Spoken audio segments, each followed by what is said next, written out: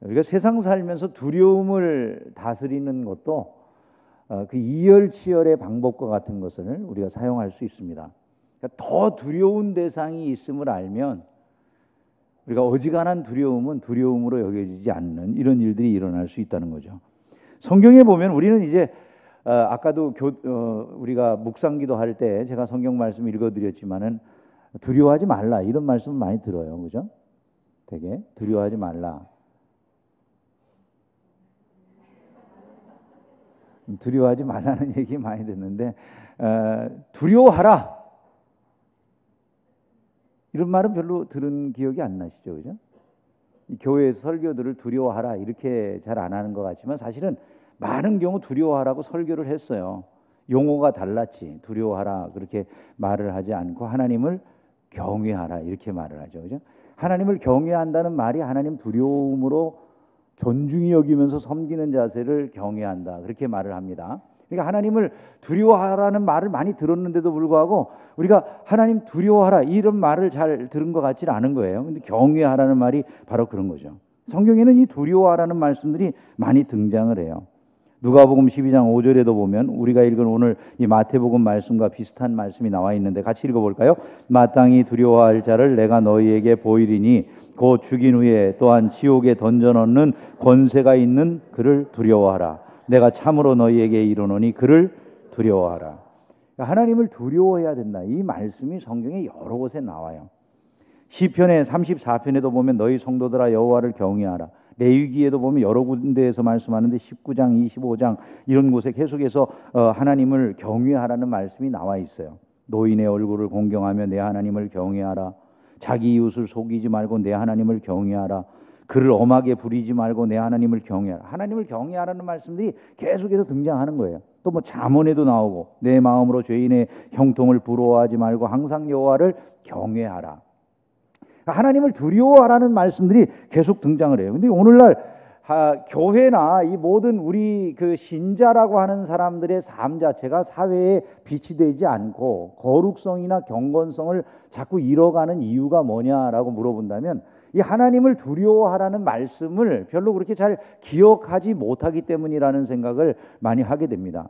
우리는 마음속에 이런 생각들을 자주 하는 것 같아요. 나는 은혜로 구원받았으니까 이제 하나님은 내 아버지시라 나는 두려워할 것이 없어요. 이 생각만 많이 가지고 있는 것 같아요. 그러다 보니까 하나님 사랑이신데 사랑의 하나님을 갖다가 우리가 뭐 두려워할 게 뭐 있어요. 그래서 막 해도 된다라고 생각하면 그거는 이제 신앙생활에서 잘못되는 거예요. 그 부분이. 하나님이 사랑이심을 알았어요. 근데 그 사랑이심을 아는 것이 하나님을 경외하는 곳으로 나오게 해야 되는 것이 성경의 바른 결론이거든요. 근데 성경의 바른 결론이 그게 아니라 내가 하나님 사랑이심을 알았으니까 하나님 수염 잡고 올라가도 되는 거야. 이렇게 생각해버리면 이거는 제대로 된 신앙의 결론으로 나아가는 게 아니라는 거예요. 삐딱해지는 거죠. 그거는. 그야말로 내가 어머니 아버지의 사랑을 안 다음에 어머니 아버지 발로 차고 그냥 엄마는 언제든지 나 사랑하잖아. 따기도 때리고. 이럴 수 없어요. 그죠? 어머니 아버지가 나를 사랑한다는 걸 안다면 그 다음에 그 어머니 아버지를 어떻게 해야 됩니까? 마땅히 그 말씀에 순종해드리고 그분이 원하시는 일들을 해드리고 따라드리고 이러는 거죠. 그죠? 이것이 바로 제대로 우리가 그분이 사랑이시다라고 하는 것을 안 것의 반응이라고 그렇게 이해가 되는 부분들이란 말이죠. 근데 그런 반응이 아니라 복음이 우리에게 들어왔어요. 예수 그리스도를 믿으면 구원을 받습니다. 이 말씀들 우리가 예수 믿고 의롭다함을 받습니다라고 하는 말씀을 깨달은 다음에 그 다음이 없어요. 그 다음이 있어요. 여러분, 칭의는 우리가 하는 게 아니에요. 칭의는 전적인 하나님의 일이에요. 근데 우리가 오해하는 게 있어요. 의롭다함을 받은 게 다 끝난 줄로 안다는 거예요. 그게 아니고요. 그 다음에 성화의 과정이 있는데 성화의 과정은 우리가 하나님과 협력하는 거예요. 구원은 우리가 영화에 이르기까지의 전 과정을 큰 의미에서의 구원이라고 하고, 좁은 의미에서 구원을 이야기할 때 칭의를 구원이라고 얘기를 해요. 근데 그건 좁은 의미에서의 구원인 거예요. 우리가 성경이 말하는 구원을 통으로 이야기할 때는 우리 자신들이 하나님의 은혜로 말미암아 의롭다 하심을 받은 다음에 영원한 천국의 영화로운 존재로 예수님을 닮은 모습으로 들어가는 것까지를 구원이라고 얘기하는 거지, 그냥 단순하게 오늘 내가 하나님의 보좌로부터 의롭다함을 받았다, 이게 끝이 아니라는 거예요. 그러면 구원받은 신자는 날마다 매일의 삶을 예수님 닮아가기 위해서 경건하고 거룩하게 그분을 두려워하는 마음으로 살아가야 되는 거거든요.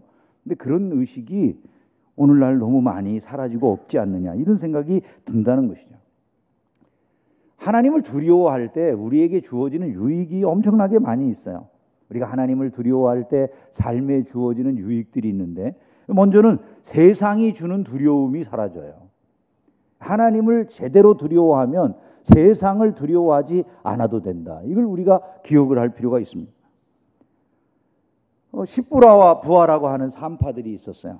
여러분 잘 아시듯이 모세 시대 때 이 바로 왕이 이스라엘 사람들이 아이를 낳을 때 산파만 들어가서 아이들을 받는 그 자리에 산파가 들어가거든, 그 산파들에게 니네들이 남자아이면 죽이고 여자아이들이면 살려주라고, 이렇게 아주 은밀한 그런 명령을 내리는 거죠. 근데 이 십부라와 부하가 그 왕의 명령을, 바로 왕의 명령을 어겼어요.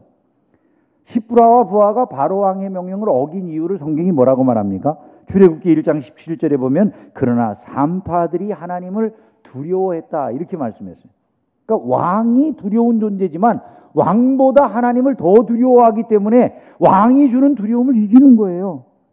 다니엘과 그의 세 친구도 마찬가지죠. 우리가 잘 알듯이 이들은 임금이 하사한 음식을 거절해요. 기름진 음식을 거절하고 자신들이 이스라엘에서 먹던 그런 보통의 음식을 먹겠다, 이렇게 말을 합니다.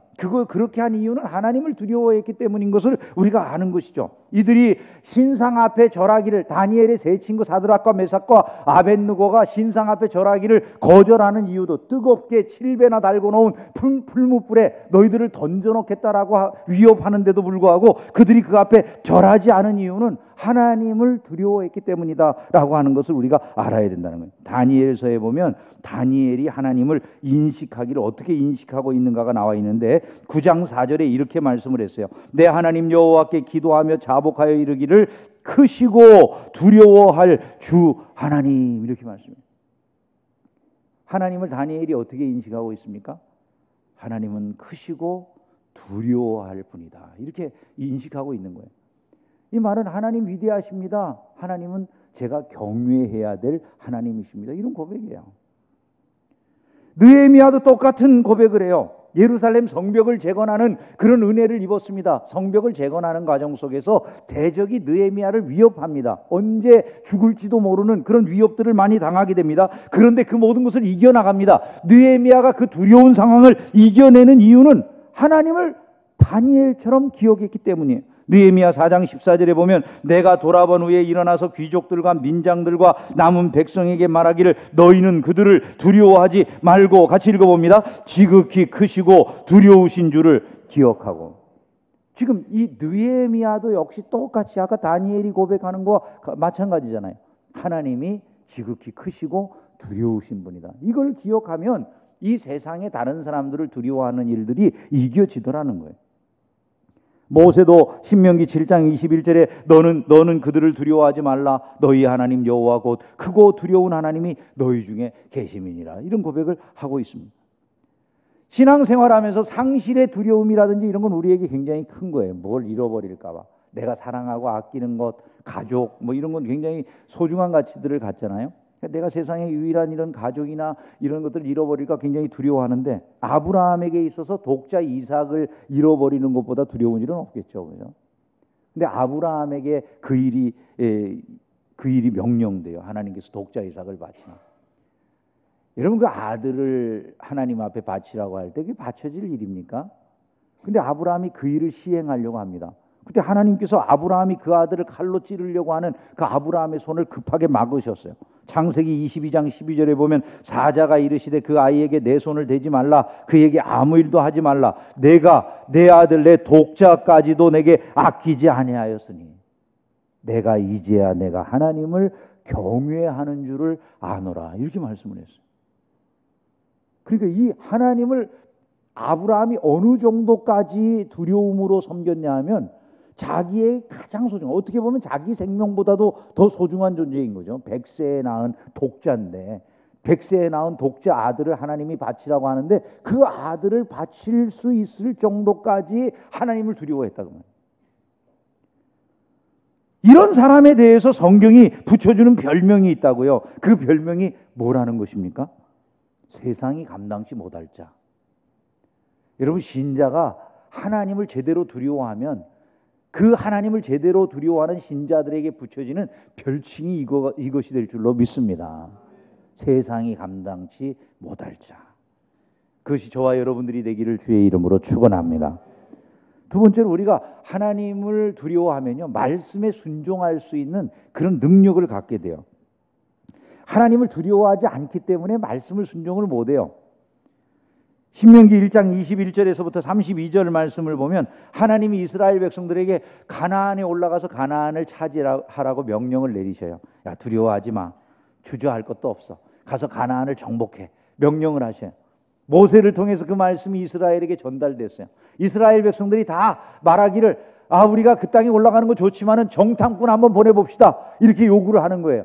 그래서 한번 정탐꾼 보내자는, 너희 말대로 한번 정탐꾼을 보내보자. 12사람을 각 지파에서 하나씩 뽑아가지고 대표자들을 보냈어요. 보내가지고 돌아온 사람들이 보고합니다. 우리가 잘 알듯이 10명이 부정적인 보고를 하는 거예요. 뭐라고 말합니까? 그 백성은 우리보다 큽니다. 그들의 성벽은 높습니다. 하늘 끝에 닿을 만큼 높습니다. 거기서 우리는 거인 족속을 봤어요. 우리하고 상대가 되지 않습니다. 우리는 그들 앞에 메뚜기 같아요. 이런 보고들을 내놨어요. 모세가 자기 백성에게 계속해서 하나님의 말씀으로 권면했어요. 그들을 무서워할 것 없다, 두려워할 것 없다. 하나님이 너희들보다 먼저 가서 그들과 싸우실 거다 말씀을 해줍니다. 아니, 하나님께서 너희들을 이제까지 인도해 온 것을 기억해 봐라. 하나님이 너희들을 그 팔로 안으시고 여기까지 안전하게 데려오시지 않으셨느냐, 이렇게 권면을 해요. 그런데 모세가 권면하는데도 불구하고 이스라엘이 듣질 않아요. 이스라엘이 그 말을 듣질 않아요. 그리고 결국 그 땅으로 올라가지 아니하고 불평하고 원망하다가 끝장이 나버렸어요. 근데 여러분, 하나님의 말씀을 듣지 않는 신자의 태도를 하나님이 뭐라고 평가하시는지를 우리가 말라기서에서 보게 되는데, 하나님이 말라기 1장 6절에 보면 내 이름을 멸시하는 제사장들아, 이렇게 말씀합니다. 내 이름을 멸시하는 제사장들아. 그 제사장들이 어떤 일을 했길래 하나님의 이름을 멸시한다고 말합니까? 나 만군의 여호와가 너희에게 이르기를, 아들은 그 아버지를, 종은 그 주인을 공경하나니 내가 아버지일진데 나를 공경함이 어디 있느냐? 내가 주인일진데 나를 두려워함이 어디 있느냐? 이렇게 하나님께서 물으셔요. 그러니까 하나님의 말씀을 듣지 않는 것은 곧바로 어떤 행위라고 하는 겁니까? 하나님을 멸시하는 행위다. 이게 바로 성경의 교훈이라는 것이죠. 우리가 하나님을 두려워할 때 일어날 수 있는 가장 큰 은혜는 하나님의 말씀을 지킬 힘이 거기에서 나온다는 거예요. 여러분, 하나님의 말씀을 지킴으로 은혜를 받기를 주의 이름으로 축원합니다. 그래서 하나님을 두려워하는 사람에게 은혜와 복이 임해요. 두려워하지 않고 제멋대로 행하는 자들에 대해서는 하나님이 무서운 징계를 말씀하세요. 우리는 하나님의 말씀을 안 지키고 막 살아도 하나님은 사랑의 하나님이니까 아무 일도 없을 거라고 이렇게 착각하는 경우들이 많지만은, 성경에 보면 하나님의 말씀을 두려워하지 않고 제멋대로 행하는 사람들에 대해서 무서운 징계가 말씀되는데요. 신명기 28장 58절에서 68절 말씀을 우리가 같이 읽어보면 이 말씀에 무서운 재앙들이 말씀이 되어 있어요. 내가 만일 이 책에 기록한 이 율법의 모든 말씀을 지켜 행하지 아니하고 내 하나님 여호와라 하는 영화롭고 두려운 이름을 경외하지 아니하면, 두렵고 떨림으로 섬기지 아니한다면 어떤 일이 일어납니까? 같이 읽어보겠습니다. 여호와께서 내 재앙과 내 자손의 재앙을 극렬하게 하시리니 그 재앙이 크고 오래고 그 질병이 중하고 오래일 것이라. 여호와께서 내가 두려워하던 애굽의 모든 질병을 내게로 가져다가 내 몸에 들어붙게 하실 것이며, 또 이 율법책에 기록하지 아니한 모든 질병과 모든 재앙을 내가 멸망하기까지 여호와께서 내게 내리실 것이니, 너희가 하늘의 별같이 많을지라도 내 하나님 여호와 여호와의 말씀을 청종하지 아니하므로 남는 자가 얼마 되지 못할 것이라. 여호와께서 너희에게 선을 행하시고 너희를 번성하게 하시기를 기뻐하시던 것 같이 이제는 여호와께서 너희를 망하게 하시며 멸하시기를 기뻐하시리니 너희가 들어가 차지할 땅에서 뽑힐 것이요 여호와께서 너를 땅 이 끝에서 저 끝까지 만민 중에 흩으시리니 내가 그곳에서 너와 내 조상들이 알지 못하던 목석 우상을 섬길 것이라. 그 여러 민족 중에서 내가 평안함을 얻지 못하며 내 발바닥이 설 곳도 얻지 못하고 여호와께서 거기에서 내 마음을 떨게 하고 눈을 쇠하게 하고 정신을 산란하게 하시리니 내 생명이 위험에 처하고 주야로 두려워하며 내 생명을 확신할 수 없을 것이라. 내 마음의 두려움과 눈이 보는 것으로 말미암아 아침에는 이르기를 아하 저녁이 되었으면 좋겠다 할 것이요 저녁에는 이르기를 아하 아침이 되었으면 좋겠다 하리라. 여호와께서 너를 배에 싣고 전에 내게 말씀하여 이르시기를 내가 다시는 그 길을 보지 아니하리라 하시던 그 길로 너를 애굽으로 끌어가실 것이라. 거기서 너희가 너희 몸을 적군에게 남녀 종으로 팔려하나 너희를 살 자가 없으리라. 여러분, 우리가 하나님을 두려워하지 않고 막 살아갈 때 일어나는 이 두려운 경고의 메시지는 별로 생각을 잘 안 한다는 거죠. 그러나 우리가 하나님을 경외하면서 신앙생활을 한다면 성경은 놀라운 복을 약속하고 있습니다. 시편 31편 19절에 보면 주를 두려워하는 자를 위하여 쌓아두신 은혜라 이런 말씀이 있어요. 주를 두려워하는 중계충성교회 성도들을 위하여 쌓아두신 은혜. 할렐루야. 여러분, 주를 두려워하는 우리 가정을 위해 하나님께서 쌓아두신 은혜, 주를 두려워하는 이 나라 대한민국을 위해서 하나님께서 쌓아두신 은혜, 주를 두려워하는 중계충성교회를 위해서 하나님께서 쌓아두신 은혜, 두려워해야 그 은혜가 있다 그 말씀. 시편 112편에도 보면은 할렐루야 여호와를 경외하며 그의 계명을 크게 즐거워하는 자는 복이 있다. 하나님을 두려워하는 자들에게 복이 있다라고 하는 것을 분명히 말씀을 했어요. 여러분, 우리가 앞에 살펴봤지만 아브라함이 하나님을 두려워해서 자기 아들까지 바치려고 한 그 결과물이 무엇입니까? 오고 오는 이 수천 년의 세대 속에서 아브라함이 한 3,800년 전 분이라고 봐야 되잖아요. 그죠? 지금부터 3,800년 전 분이라고요. 그것도 우리나라 사람이 아니고 저 먼 나라 사람. 이해가 되세요, 여러분? 우리가 다 미쳤어요? 아니, 저 먼 이스라엘 나라 사람들, 아브라함이라고 하는 그 사람이 오늘 이 온 세계 모든 열방 사람들에게 믿음의 조상으로 추앙을 받게 될 것을 그때 누가 알았겠습니까? 내가 믿음의 조상이 된다는 말씀에 의해서 이 일이 이루어졌잖아요, 여러분. 성경은 기가 막힌 책이에요. 여러분, 하나님의 말씀대로 되기 때문이에요. 아브라함이 믿음의 조상이 되게 하셨어요. 히브리 산파들이 하나님 두려워했어요. 어떤 일이 벌어졌습니까? 출애굽기 1장 20절 이하에 보니까 하나님이 그 산파들에게 은혜를 베푸시니 그 백성은 번성하고 매우 강해지니라. 그 산파들은 하나님을 경외하였으므로 하나님이 그들의 집안을 흥왕하게 하신지라 라고 말씀했어요.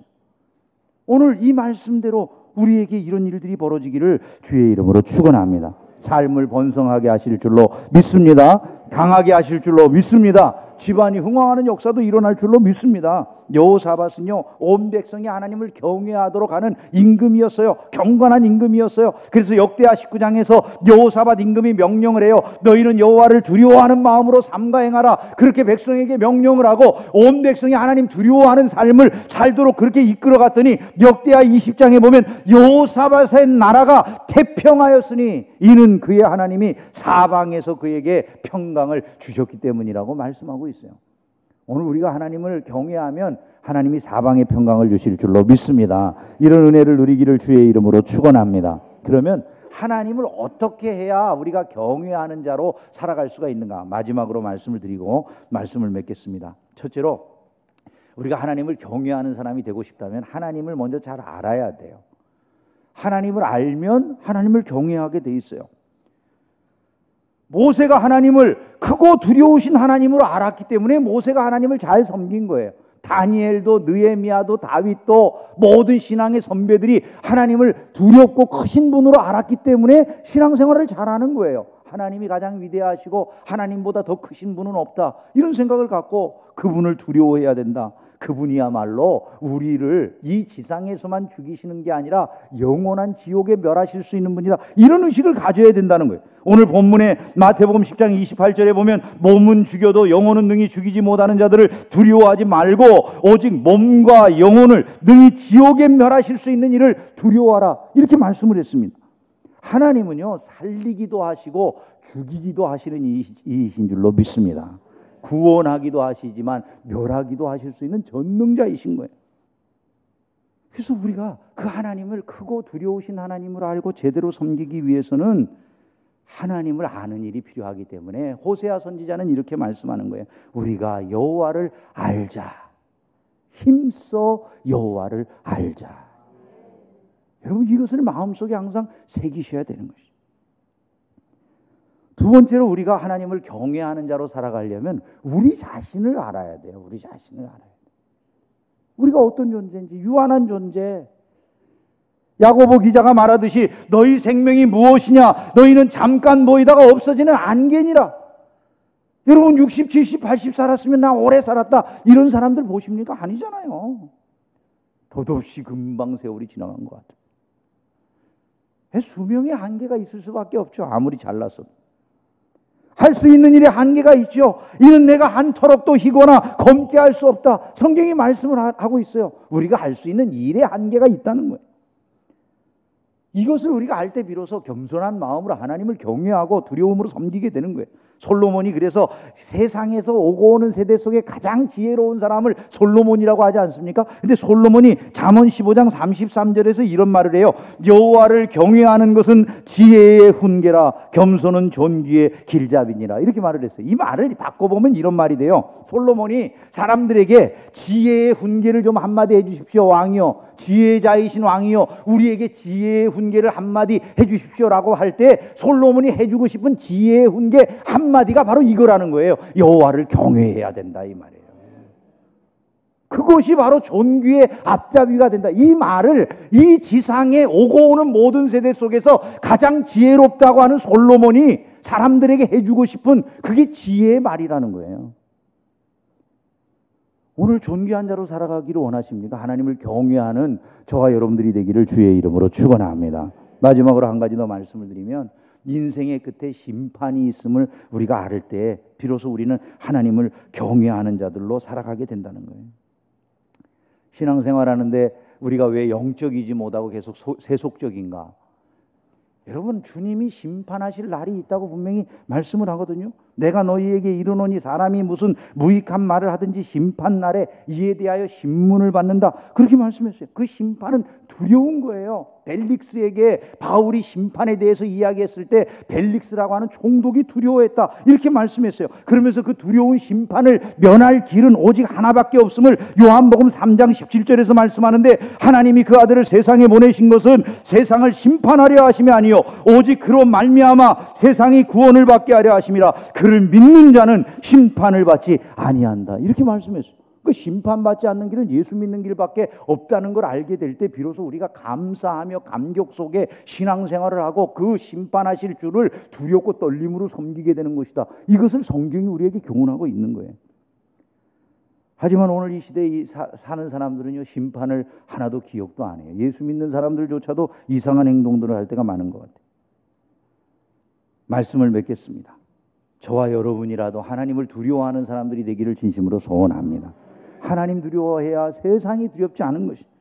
하나님 두려워할 때 말씀에 순종할 힘이 생기고요, 그들이 은혜와 복을 풍성히 누리는 자들이 되는 줄로 믿습니다. 하나님 두려워하면서 살고자 한다면 하나님을 알기를 힘써야 되고요, 또 자신을 알아야 되고요, 영원한 형벌이 있음을 우리가 알아야 되는 거예요. 그래서 하나님 앞에 조심하면서 살아가는 자들이 돼야 마땅한 것입니다. 하나님을 두려워하고 경건하게 살고자 하는 중개충성교의 신자들이 대한민국에 살고 있다라고 하는 이 사실이 대한민국의 안전벨트인 줄로 믿습니다. 여러분, 이런 자부심을 가지셔야 됩니다. 하나님을 두려워해서 거룩함을 온전히 이루고 육과 영의 온갖 더러운 것에서 자신을 깨끗하게 하려는 그 노력이 나라를 살리는 겁니다. 사람 살만한 세상을 유지하는 힘이 되는 것입니다. 오늘 저와 여러분들이 이러한 결단으로 하나님을 두려워하고 세상을 두려워하지 않는 믿음의 사람들로 살아가기를 주의 이름으로 축원합니다.